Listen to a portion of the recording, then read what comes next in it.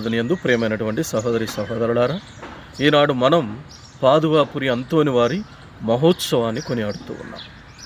అసలు ఈయన ఎవరు? ఈయన దేవుడా అంటే దేవుడు కాదు.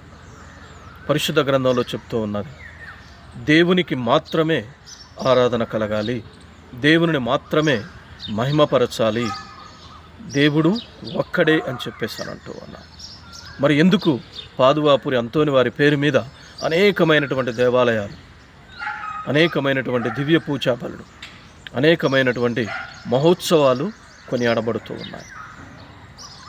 అంటే ఈ పాదువాపురి అంతోని వారు దేవుని చేత అధికముగా ఆశీర్వదించబడినటువంటి వాడు. దేవుడు తన అమితమైనటువంటి వరాలను ఆయనకు ప్రసాదించారు.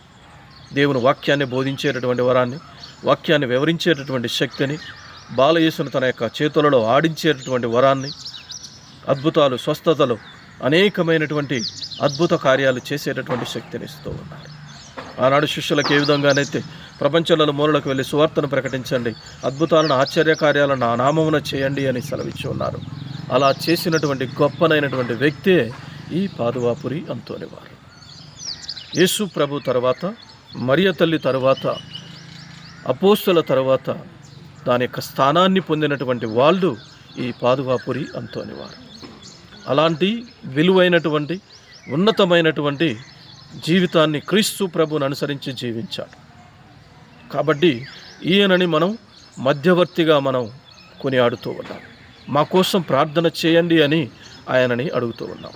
ఏ విధంగానైతే గురువు దగ్గరకు వచ్చేసి ఈరోజు మా కోసం ప్రార్థన చేయండి అని, మా అవసరాల కోసం ప్రార్థన చేయండి అని, తప్పిపోయినటువంటి వస్తువు దొరకాలి అని ప్రార్థన చేయండి అని అడుగుతూ ఉన్నాము. అలా మనం పాదువాపురి అంతోని వారి దగ్గర అడుగుతూ ఉన్నాం, మా కోసం అర్థించండి దేవుణ్ణి అని. కాబట్టి క్రైస్తవ సహోదరి సహోదరులారా, దేవునికి మాత్రమే ఆరాధన, ఘనత, మహిమ కలగాలి. మిగతా వారందరికీ కూడా గౌరవం మాత్రమే లభిస్తూ ఉన్నది. కాబట్టి కొన్నిసార్లు మనం చేసేటటువంటి కార్యాలు అన్యులకి ఆరాధనలాగా అనిపిస్తూ ఉండవచ్చు.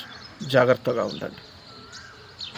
అందుకే దర్శన గ్రంథంలో చెప్తూ ఉన్నారు, ఈ తెల్లని వస్త్రాలను ధరించినటువంటి వాళ్ళు ఎవరు అని చెప్పేసి అడిగినప్పుడు, దేవుని యొక్క రక్తములో తమ యొక్క పాపాలను కడిగి వేసుకొని పావనం చేయబడినటువంటి పునీతులే వీరు అని చెప్పేసి అని అంటూ ఉన్నారు.